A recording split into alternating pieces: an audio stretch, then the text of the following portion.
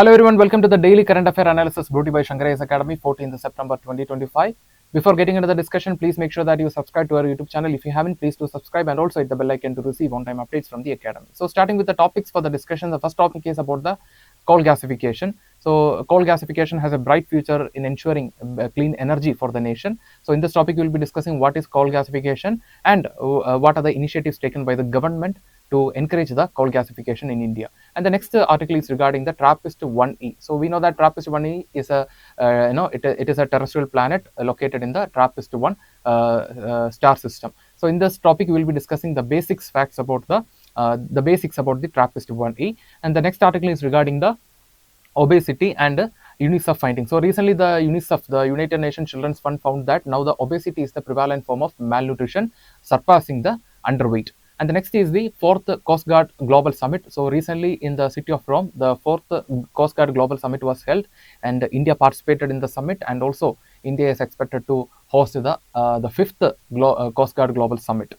And the next is the prelims focus. So here we will be discussing important prelims related topics. So without much delay, let's begin the discussion with the first article. Coal gasification to be a game changer driving self-reliance, clean energy. The article is taken from The Hindu, and this article is talking about the importance of coal gasification. So we know that the coal, it is a source of energy, but at the same time, it is not renewable. At the same time, it is not sustainable because it will be exhausted in the long term, and it can create a lot of health and environmental impact. And here comes the importance of the coal gasification. And we can see that India is a land belongs to Gondwana, and therefore we have a high potential in the field of coal. But at the same time, we all are working towards achieving a sustainable future. Therefore, the coal gasification is very important in the upcoming days in achieving the clean energy. So let us discuss more about the coal gasification. So starting with the coal gasification, it's a process that converts the coal into gas mixture called synthetic gas. And this gas mainly consists of carbon monoxide, hydrogen, carbon dioxide, and methane. And this synthetic gas can be used for generation of electricity, fuel, fertilizer, and it can be used for various purposes in petrochemical industries, and also for the generation of synthetic natural gas. And how this coal gasification process is done. So first is heating of the coal. So here in this process, we are not burning the coal without any control. Here we are heating the coal at high temperature with a limited oxygen supply. Since the oxygen supply is limited, the coal will not burn completely, and that means the coal will not burn completely and it turns into ash and smoke. So instead, it will be the coal will break down into synthetic gas. So once again, I'll repeat. So here we are not completely burning the coal without any control. Instead, we are heating the coal at high temperature with a limited oxygen supply. So since the oxygen supply is limited, the coal will not be burned completely, and it will not turn into ash and smoke. Instead, it will be it will break down into synthetic gas, and then the process is cleaning. So it will give an opportunity for us to clean, and that means remove the impurities like sulfur, mercury, and other particulates, and therefore it will give a relatively cleaner source of energy. And this synthetic gas, that means this energy can be used to run turbines for generation of electricity, and it can be converted into fertilizers and synthetic fuels, and it can be also used for production of petrochemicals and hydrogen. And what is the potential of India in the field of coal? So like I already mentioned, India is a land belongs to Gondwana, and therefore we have a high potential. And you can see that in 2024, the domestic production in India crossed 1 billion ton. And you can see that according to the estimation, our approximate coal reserve is nearly 400 billion ton. And out of this 400 billion ton, 40% are located. 40% of the coal is located, in very depth. So what happens? It will, mining this coal will lead to a lot of environmental and health impact. And here we can apply the gasification process. So if we can enable the gasification in the depth, then we can use the unminable coal, and then we can convert the unminable coal into synthetic gas, and that can be used for the production of various products like methanol, fertilizers, clean fuels, and also in the field of petrochemical industry. And therefore, if once we can achieve sustainability in this field, then we can reduce the dependence on oil, gas, fertilizers, and petrochemicals from other countries. And what is the initiative taken by the government regarding the coal gasification? So the government launched the coal gasification incentive scheme worth of 500 crore, and this incentive is for the faster adoption of the coal gasification process. So it is supporting the adoption, especially from the private parties, And through this coal gasification initiative, or that means incentive scheme, the government is planning to achieve 100 million tons of coal gasification by 2030. So in this topic, we discussed what is meant by coal gasification and how this coal gasification is done, and its role in achieving cleaner energy, and what is the initiative taken by the government to promote the coal gasification, and also India's potential in the field of coal. And coming to the prelims practice question, with reference to the coal gasification, consider the following statements. Statement 1, it can reduce India's dependence on imported natural gas by producing synthetic gas for fertilizers and synthetic fuels. And the next is statement 2, it results in zero carbon dioxide emissions, making it a completely clean technology. And statement 3, underground coal gasification enable coal utilization without conventional mining. Statement 4, electricity in India can be generated from coal only through gasification. How many of the above statements is or are correct? So here we have to find how many of the statements are correct. So option A 1 only, option B 2 only, option C 3 only, and option D all the 4. So we'll go through the statements one by one. First statement, it can reduce India's dependence on imported natural gas by producing synthetic gas for fertilizers and synthetic fuels. This statement is correct because we know that through the synthetic gas can be used in the following industries for the production of fertilizers and all. Therefore, the statement 1 is correct. And coming to the statement 2, it results in zero carbon dioxide emission, making it completely clean technology. No, you can see that the cleanness of the energy is depending on the efficiency of the cleaning of the impurities. And at the same time, the synthetic gas will have, it is mainly dominated by two, that is carbon monoxide and hydrogen, but at the same time it also has carbon dioxide. So therefore it is not a completely clean technology. It is not, we cannot say it absolutely. It has side effects. It has a lot of limitations. So therefore the statement 2 is incorrect. And coming to the statement 3, underground coal gasification enables coal utilization without conventional mining. Yes, we can. If we can enable the coal gasification in the depth, then we can use the then we can use the potential of the unminable coal, and that can be converted into synthetic gas, and that synthetic gas can be applied in various sectors. Therefore the statement 3 is correct. And coming to the statement 4, electricity in India can be generated from coal only through gasification. No, in the thermal power plant, even today the major source of electricity is thermal power plant. And how the thermal power plant is producing electricity? They are burning the coal. Therefore the only source is not gasification. We can burn the coal for the generation of power. Therefore the statement 2 and the statement 4 are incorrect. So the correct answer is B 2 only. Yes. So with this, we will move to the next article. TRAPPIST 1 shows signs of an Earth-like atmosphere may have liquid water, oceans, or icy surface. The article is taken from Indian Express. So we know that TRAPPIST 1. So we are hearing this term since 2014 because TRAPPIST 1 is a ultra-dwarf red star located 40 light years away from the Earth, and we discovered this TRAPPIST 1 in 2014.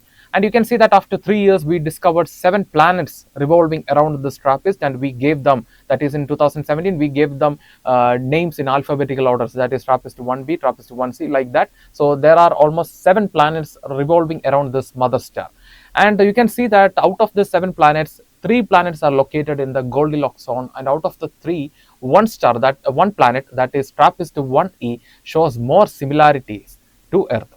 That means the atmosphere, the studies are suggesting that the planet might have lost its primary atmosphere, but there is a possibility for secondary atmosphere. And the studies are also suggesting that there may be a possibility of the presence of water in the form of liquid or in the form of icy surface. So in this background, let us discuss more about this article. So starting with this TRAPPIST 1e. So coming to the location, it is located in the TRAPPIST 1 system, which is located around 40 light years away from the Earth. And all the 7 planets are rotating the ultra cool red dwarf star, that is TRAPPIST 1. And you can see that all the 7 Earth-sized planets are discovered in 2017. All are rocky. That means all planets are terrestrial planets. And out of this, 3 are located in Goldilocks zone. And out of the 3, 1, that is TRAPPIST 1e, is considered as most promising for habitability. And here you can see the picture of the TRAPPIST 1e, and here you can see the picture of the TRAPPIST 1. This is a ultra cool red dwarf star, and this is a mother star of the planetary system located 40 light years away from the Earth. And coming to the features of the TRAPPIST 1e. So like I mentioned, out of the 3, the most promising one is TRAPPIST 1e because it shows signs of Earth-like qualities. For example, there may be a possibility of presence of water in the form of ocean or in the form of icy surface. And you can see that if the water is present in the form of liquid, then because we know that the liquid form of water is considered as a fundamental requirement for the life. So if the water is present in the planet in the liquid form, then it is suggesting a possibility of life. And the next is scientific importance of this planet. The first is the potential of habitability. So out of the 7, you can see that the TRAPPIST 1e lies firmly in the habitable zone. That is in the Goldilocks zone. It is a region around a star where the condition allows the water to remain in liquid form. And you can see that also the size, density, and the atmosphere of the planet is also similar to Earth. That means the studies found that the planet might have there is no primary atmosphere for this planet, but there is a possibility for secondary atmosphere. So what is mean by primary atmosphere and secondary atmosphere? Primary atmosphere is the atmosphere of a newly formed planet. For example, in the case of Earth, when the Earth formed, 2 gases dominated the atmosphere, that is hydrogen and helium, but later it got replaced by other gases. And the reason behind is the internal changes inside the planet. If you take the case of other planets inside our solar system, for example Jupiter or Saturn, they still have a primary atmosphere. So the secondary atmosphere is the atmosphere formed mainly due to internal process, for example degassing. So in the case of the TRAPPIST 1 also, there is no primary atmosphere, but there is a possibility for secondary atmosphere. That means the planet is evolved. And coming to the atmospheric study, so if the planet retains an atmosphere, then we can study the atmosphere using technologies like James Webb Telescope. And if we can detect the presence of gases like oxygen, methane, and carbon dioxide, then it can further it will give further evidences regarding biosignature. So yesterday we already discussed what is biosignature. Biosignatures are structural or mineral traces or chemical traces formed through biological processes. So if we can identify these gases, that is oxygen, methane, or carbon dioxide inside this planet, then it gives further evidences about biosignatures. And the next is studying the climate models of the surface and the climate model of the planet. So if we can study more about this planet, we can we can come to a conclusion whether the water is located is present in the form of ice, or is it circulating in the form of ocean.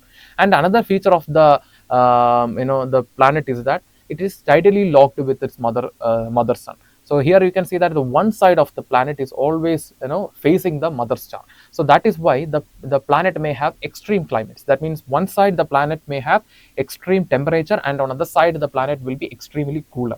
But we can see that the presence of atmosphere and ocean could balance this continentality inside the planet. So coming to the prelims practice question. So in this topic we discussed the features of the TRAPPIST 1e planet and why it is considered as more important. So coming to the prelims practice question, the question is, with reference to the TRAPPIST 1 planetary system, consider the following statements. Statement 1, it is a red dwarf star system that hosts 7 Earth-sized planets, at least 3 of which lie in the habitable zone. Statement 2, NASA's James Webb Telescope has conclusively confirmed the presence of liquid water on the TRAPPIST 1e.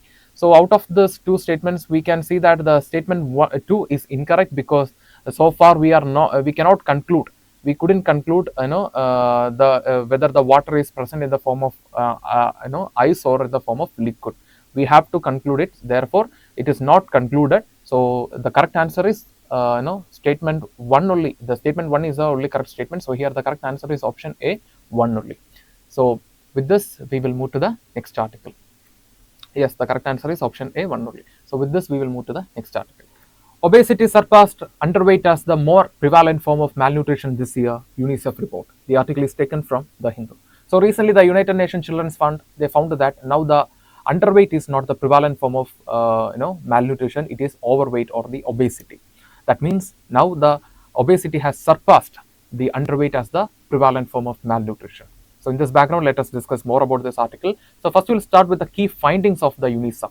So UNICEF, they found that since 2000 there's a trend, that is the fall of the underweight and the rise of the obesity. So you can see that since 2000 the underweight fell from 13% to 9.2%, but at the same time the obesity in the children and adolescents increased from 3% to 9.4%. On one side there's a fall of 4%, but on other side there is a increase of 6%. So obesity rose by 6%, but at the same time, the underweight fell by 4%. So this is showing the impact of the urbanization and the dependence of the junk food on the health of the children and the adolescents. And if you take the case of this year, the UNICEF report found that currently approximately 188 million adolescents, children and adolescents are have the problem of obesity. So according to the report of the World Health Organization in 2022, across the world, nearly 160 million children and adolescents have this obesity. But you can see that now in 2025, it is 188 million. And the thing, and another thing is the underweight. That is, currently the underweight is just 184 million. And now we can see that the obesity has surpassed the underweight as a more prevalent form of malnutrition. And if you take the case of the children under the age of 5, out of the total population, 5% of the children under the age of 5 have obesity, or they are overweight. And coming to the regional divide, but in certain areas there are exemptions. For example, in the case of South Asia and in the case of sub-Saharan African region, still the problem is undernutrition, especially the wasting and stunting. That means wasting means lack of weight according to the height, and the stunting means lack of height according to the age. And this is the major problem in the South Asia and sub-Saharan African region. But at the same time, we can see that the problem of obesity is also increasing in these regions also. And you can see that last year there was a study, and the article was published in the Hindu newspaper, saying that there's an increase in cases of type 2 diabetes in the sub-Saharan African region. So the non-communicable diseases associated with obesity are also raising a significant concern to the public health in the sub-Saharan region. That means the regions which which still have the undernutrition also have the problems associated with the obesity. And the next is the causes of rising obesity. What are the reasons behind the rising obesity? So the shift from the traditional diet. So you can see that because of the urbanization, because of the sedentary life, the people are depending more on processed and junk food. And this junk food it does not have a proper nutrition to support the overall growth of a person.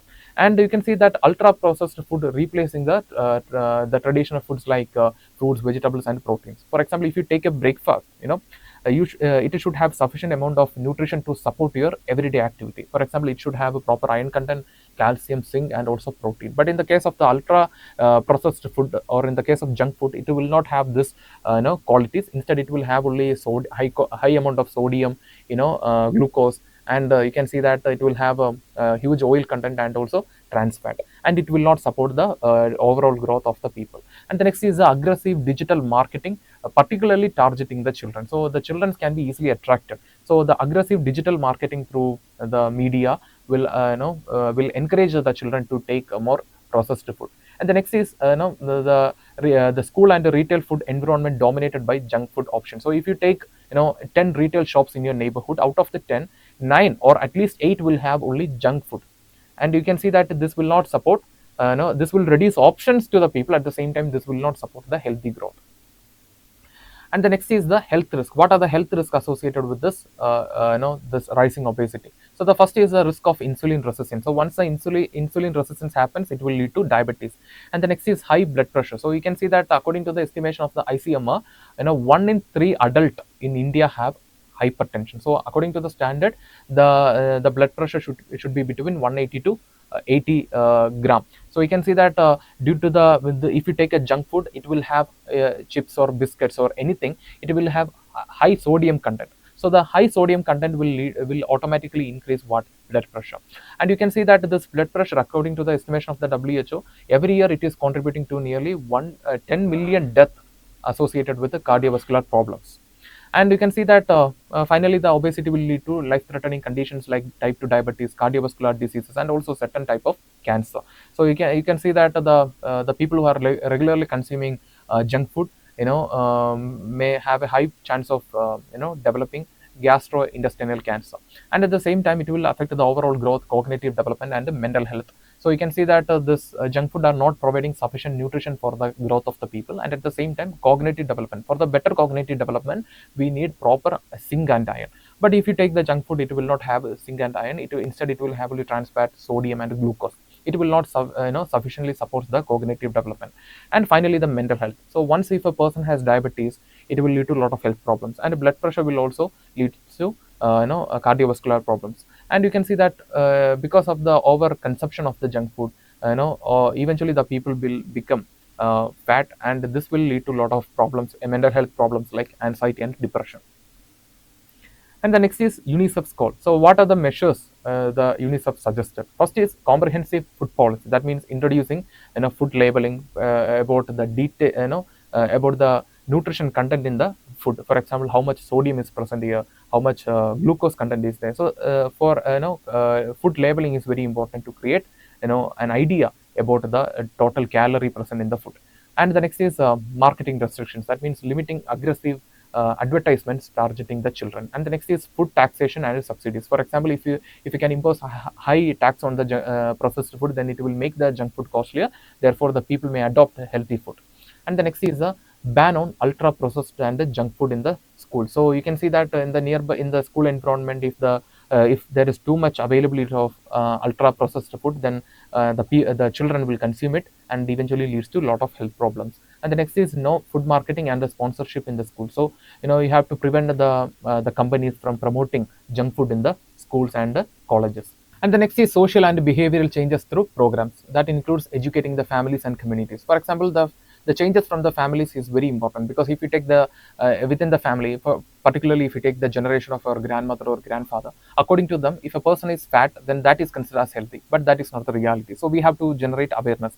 And the next is working in the community level. For example, in the community level, we can organize sports festival and arts festival. So this will bring the people together, and we can create awareness. And encouraging demand for healthier food environment through awareness campaigns and nutrition education. For example, in the school level itself, we can educate the children about the harmful impact of the processed food. And also in the school level, we can keep a BMI record to monitor the weight of the children. These are the initiatives that we can take in the school. And at the same time, awareness campaign is very important to generate awareness among the people, and it can be started from the community level for more sustainable results.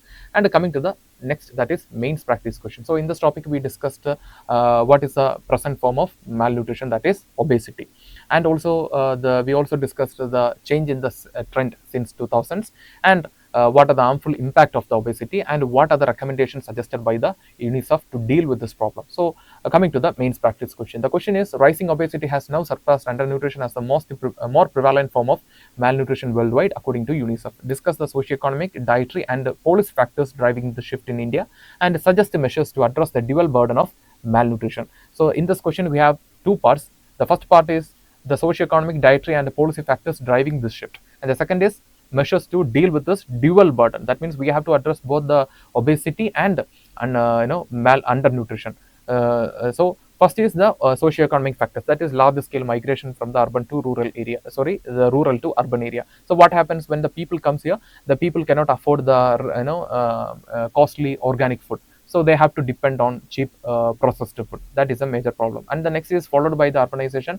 There comes the sedentary life. So sedentary life with the lack of physical exercises can lead to increasing cases of obesity. And the next is dietary and policy factors. So in the case of dietary, so you can see that a shift from the traditional food to junk food especially in the urban area. And you can see that this is a case of rural area also. And the next is policy factors. That includes lack of a strict regulation in the food processing industry. And you can see that if you take the neighborhood, out of the 10, 9 shops will be selling processed or junk food. So these are the policy. That means in the retail level itself, shops itself, we can see that most of the shops are selling processed food.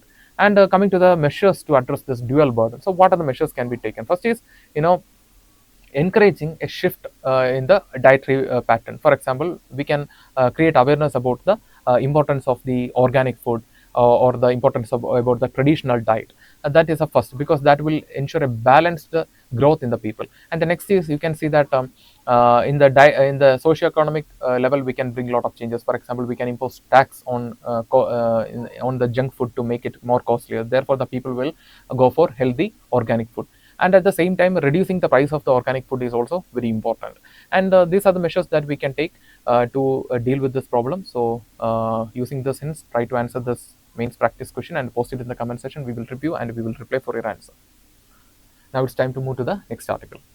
India participates in 4th Coast Guard Global Summit in Rome, bids to host next edition in 2027. The article is taken from Press Information Bureau. So we know that on September 11 and 12, the Coast Guard Global Summit was held in the city of Rome in Italy, and this year The summit was hosted by Italy, co-chaired by Germany, and India also participated. A two-member delegation led by the Director General of Indian Coast Guard, Mr. Paramesh Shivamani, also participated in the summit. And we showcased our expertise in the field of maritime safety and emergency response, and we delivered a lecture on the topic, responding to fire emergency. And India is also expected to host the upcoming meeting, that is upcoming Coast Guard Global Summit in 2027. So in this background, let us discuss more about this article. So starting with the background of the Coast Guard Global Summit, it was first held in 2017 and it was initiated by the Japan Coast Guard along with the Nippon Foundation. It is a non-profit organization working in the field of maritime and ocean issues. And the purpose is to create dialogue and confidence building mechanism among the world's coast guards. And coming to the objectives, the main objective is strengthening the global maritime governance through sharing the best practices adopted by different nations, especially in the field of maritime safety and security, better implementation of marine environment protection, and also cooperation in the field of emergency response to pollution, natural disasters, and accidents. So we know that India is known for responding to fire accidents. And the next is strict enforcement of maritime law and addressing problems like transnational crimes, using technology, training, and cooperation between the coast guards. And coming to the fourth Coast Guard Global Summit, it was held in the city of Rome between, that is on 11 and 12 September 2025. And coming to the role of India, a two-member delegation from India participated in the summit, and through this, India reaffirmed its commitment to the global maritime governance. And you can see that India is also expected to host the upcoming meeting in 2027. And coming to the India's contribution, like I mentioned, the delegation was led by the Director General of Indian Coast Guard, Mr. Paramesh Shivamani, and we delivered a lecture on the topic Guardians Against the Blaze, Indian Coast Guard's tactical response to fire emergencies. And also we showcased our expertise in the field of maritime safety and emergency response. So this is the contribution of India in the fourth global summit. So coming to the prelims practice question, with reference to the Indian Coast Guard, consider the following statements. Statement 1, it was established under the Coast Guard Act of 1978 as an armed force of the Union under the Ministry of Defence. Statement 2, along with ensuring maritime safety and environment protection, it is also mandated to assist the customs and other authorities in anti-smuggling operations. Which of the above statements is or are correct? So we'll go through the statements once again. So it was established under the Coast Guard Act of 1978. Yes, it is correct. And it is working under the Ministry of Defence. Yes, that is also correct. And coming to the statement 2, ensuring the maritime safety and marine environment protection is the major objective, but at the same time the Coast Guard will also assist other authorities to deal with the crimes, especially smuggling. So therefore both statements are correct, and here the correct answer is option C, both 1 and 2. So with this we will move to the prelims focus. So coming to the prelims focus, the first topic is First World Parliament of Religion. So we know that the First World Parliament of Religion was largest religious gathering, and this was held in the city of Chicago in the United States of America as a part of the World Columbian Exposition. And in this meeting, the representatives from various religious communities participated from both East and the Western world. And the Parliament went for nearly 17 days.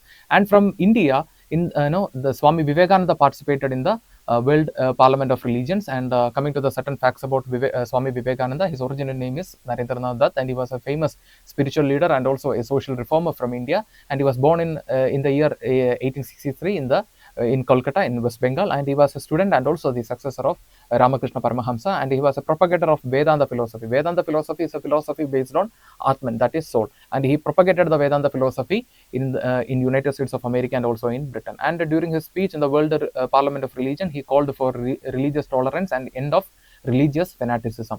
And coming to the next topic, it is INS Aravalli Bay. So recently we know that Indian Navy commissioned the INS Aravalli at Gurugram, and it is a significant addition to the Indian Navy infrastructure, and the name is given as a tribute to Aravalli mountain range. And through this, India is aiming to improve the maritime security and infrastructure, and it is a part of maritime domain awareness program. So what is maritime domain awareness program? So it refers to creating awareness regarding any aspects that any maritime aspects that can influence the security, safety, and economy. So you can see that it is a program that is implemented by the Indian Navy along in collaboration with the Bharat Electronics to create awareness about the maritime aspects that can affect the economy, safety, and security. And the next topic is first Special Capacity Building Program for the Mid-Career Civil Servant of Mauritius. So we know that the National Civil Service Academy in Mussoorie is known for providing capacity building program and training for civil servants from different countries, and now we are providing capacity building program for the mid-career civil servants from the nation of Mauritius. And it is a 2 weeks long intensive training program covering important areas like blue economy, digital infrastructure, public infrastructure, and also aspects related to governance and all. And you can see that it is commenced by the National Center for Good Governance, and through this program India is improving or planning to strengthen the partnership with the Mauritius. So coming to the prelims practice question. So the question is, Swami Vivekananda's emphasis on practical Vedanta was significant because option A, it shifted focus from abstract philosophy to application of spiritual ideas in addressing social issues. Option B, it promoted exclusive ritual practices as the basis of Hindu revival. Option C, it denied the role of service and education in nation building. And option D, it discouraged engagement with the modern world and advocated monastic withdrawal. So from this options, we can easily come to the answer, that is option A, shifted focus from abstract philosophy to application of spiritual ideas in addressing social issues. So we know that through this Vedanta philosophy, the Vivekananda called for religious tolerance and end of religious fanaticism. So dealing with the social problem. So application of the religious, the Vedanta philosophy to deal with the social problems like social inequality, casteism, and other form of social evil. So that is why we are calling Vivekananda as a social reformer also. So here the correct answer is option A shift from abstract philosophy to application of the spiritual ideas to deal with the problem of social issues. So with this, we are coming to the end of the prelims focus. With this, we are coming to the conclusion for today's current affair analysis. If you like the video, hit the like button, give your feedbacks as comments, and share this content with your friends. And before leaving this channel, don't forget to subscribe and also hit the bell icon to receive on-time updates from the academy. Thank you for listening to us. Thank you for listening to me. Have a nice day.